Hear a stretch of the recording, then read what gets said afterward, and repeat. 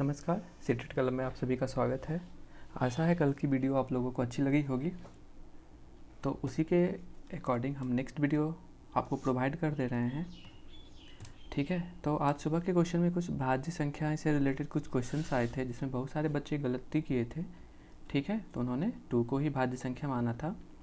तो आपको ऐसे गलतियाँ मेन पेपर जो होगा आपका सीटेट का 2022 का, उसमें गलती नहीं करना। तो उसी के अकॉर्डिंग कुछ यहाँ पे सॉल्यूशंस प्रोवाइड किया जा रहा है ताकि आपको कन्फ्यूजन क्रिएट ना हो, भाज्य क्या होता है अभाज्य क्या होता है। ओके, सो चलिए हम स्टार्ट करते हैं।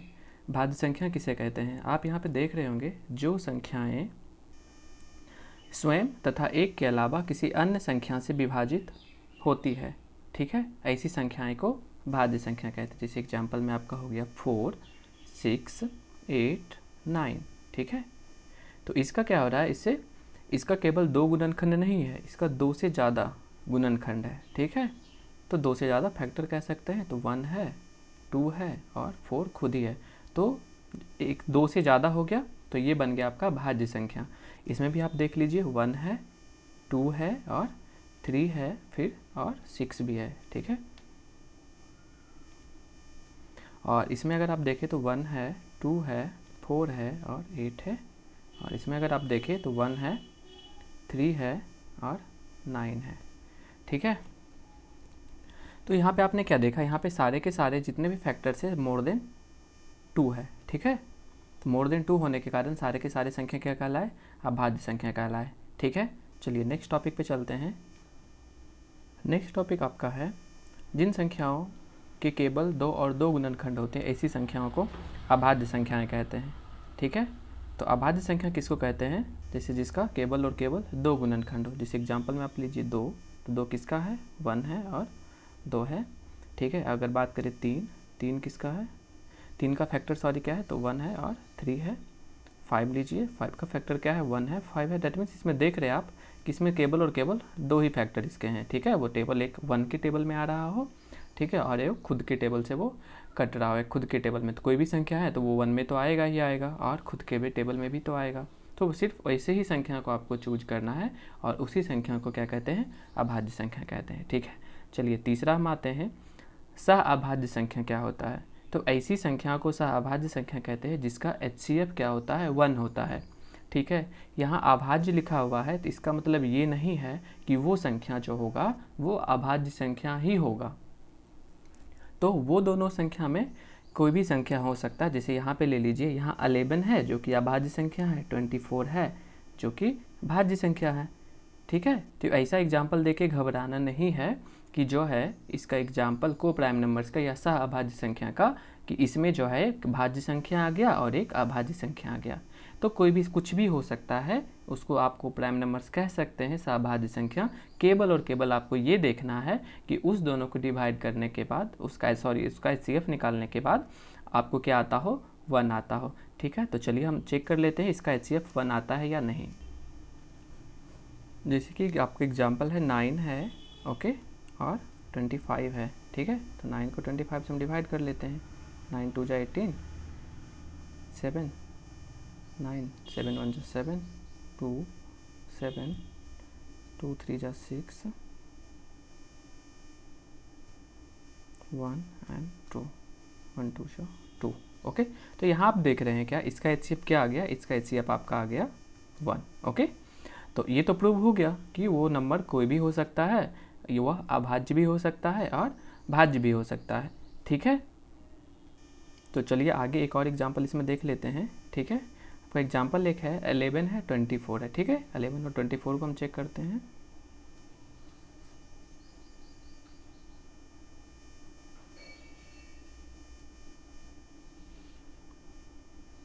सॉरी, 11 2 जा 22 एंड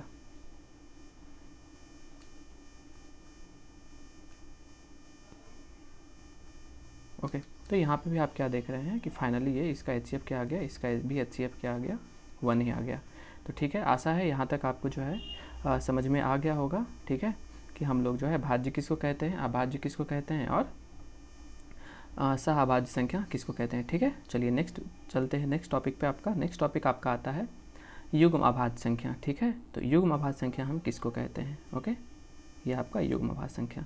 तो वैसा संख्या, ठीक है, ये जो होना युग्म अभाज्य संख्या हम किसको कहेंगे, वो दोनों जो संख्या होगा वो दोनों का दोनों संख्या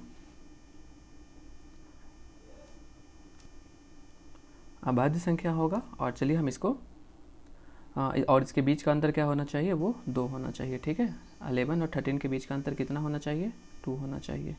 ठीक है, तो आपको ये भी समझ में आ गया होगा कि युग्म अभाज्य संख्या में दोनों जो नंबर होगा वो दोनों का दोनों नंबर अभाज्य संख्या होना चाहिए और उन दोनों के बीच का जो डिफरेंस है वो होना चाहिए 2। ठीक है, जैसे आप एक 5 और 7 ले लीजिए। ठीक है, 5 और 7, तो 5 और 7 क्या है, 5 और 7 अभाज्य संख्या है, उस दोनों का डिफरेंस भी क्या है, 2 है। तो ये आपका आ जाएगा युग्म अभाज्य संख्या। ठीक है, चलिए हम नेक्स्ट टॉपिक पे चलते हैं। सहाभाज्य संख्या तो आपने ऑलरेडी पहले से ही पढ़ लिया है, ये आपका क्लियर है। चलिए नेक्स्ट पे आते हैं। नेक्स्ट आपका है अभाज्य संख्या, आपको फाइंड करना है। जैसे नंबर दे दिया जाता है 1 से 50 के बीच में कितने अभाज्य संख्याएं आते हैं। ठीक है, तो ये एक चार्ट है। ठीक है, जिसे 1 से लेकर 50 तक पूछ लिया जाए। ठीक है, हाँ 1 to 50 कितने अभाज्य संख्या आते थे, यहाँ पे आप देख लिए, जैसे 2 है, 3 है, 5 है, 7 है, 11 है।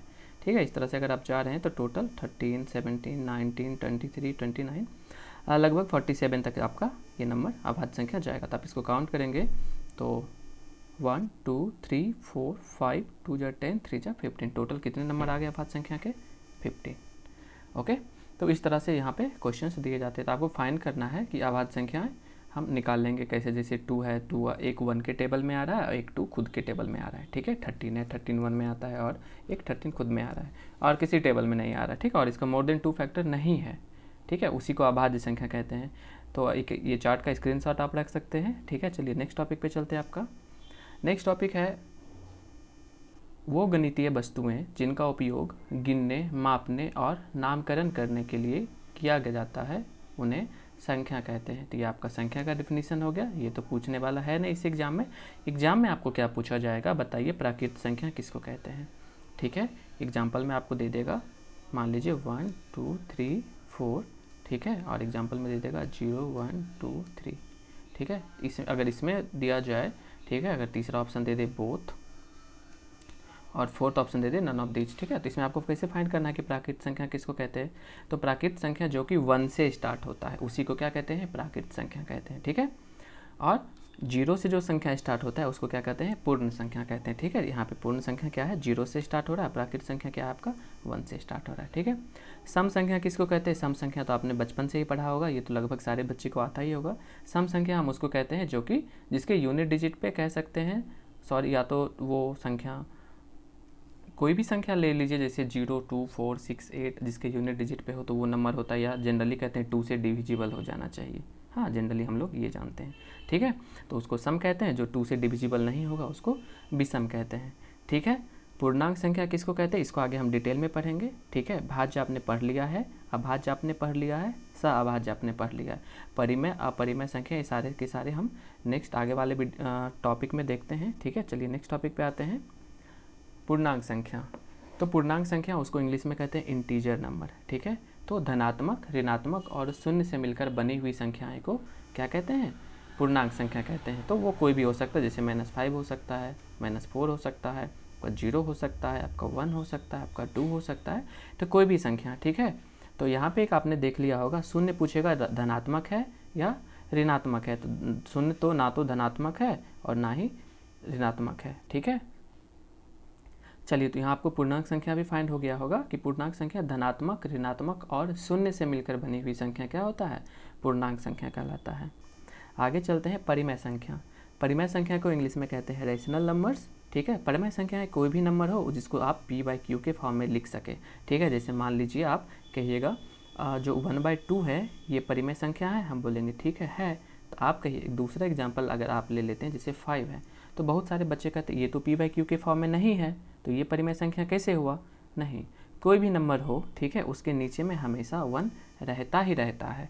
ठीक है, तो ये भी आपका 5 जो रहे, ठीक है, तो वो भी आपका क्या हो गया, परिमेय संख्या। ठीक है, जैसे आगे एग्जाम्पल यहाँ पे ले लेते हैं, जैसे यहाँ पे आपने चाहे वो नेगेटिव ही क्यों ना, जैसे यहाँ -4/5 है, 5/-7 है, सारे के सारे माइनस प्लस, ये आपको नहीं देखना है साइन, वो नंबर जो होना चाहिए p/q के फॉर्म में होना चाहिए, और जहाँ पे q is not equals to 0, जहाँ पे q का वैल्यू 0 नहीं होना चाहिए।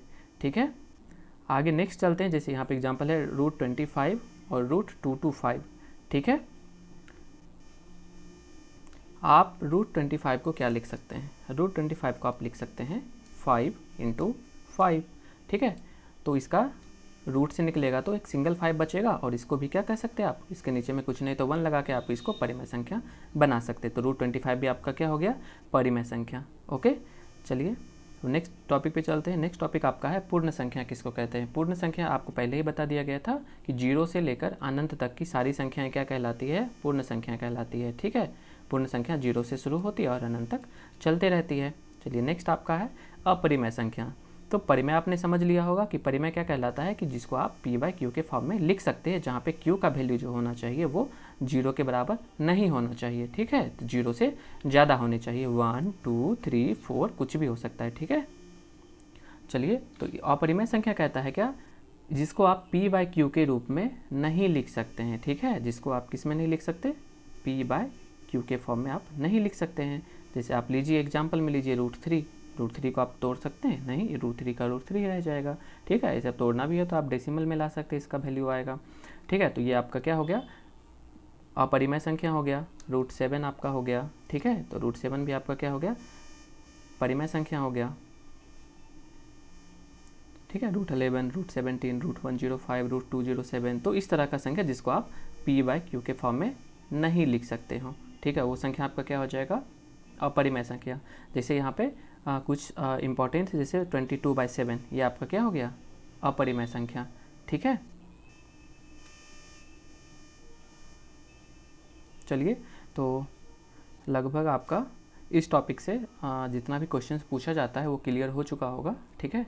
आशा करते हैं आपको ये वीडियो अच्छी लगी होगी। अगर आपको ये वीडियो अच्छी लगती है तो हमारे चैनल को सब्सक्राइब कीजिए, ताकि आपको इसके रिलेटेड जितना भी वीडियो यहाँ अपलोड किया जाए आपको नोटिफिकेशन मिल जाए, और उस वीडियो को आप टाइमली देख सके, ठीक है। ताकि आने वाले एग्ज़ाम जो CTET 2022 का है, ठीक है, बहुत लोगों का सपना है कि हम उसको क्रैक करें, तो सभी का होगा, ठीक है।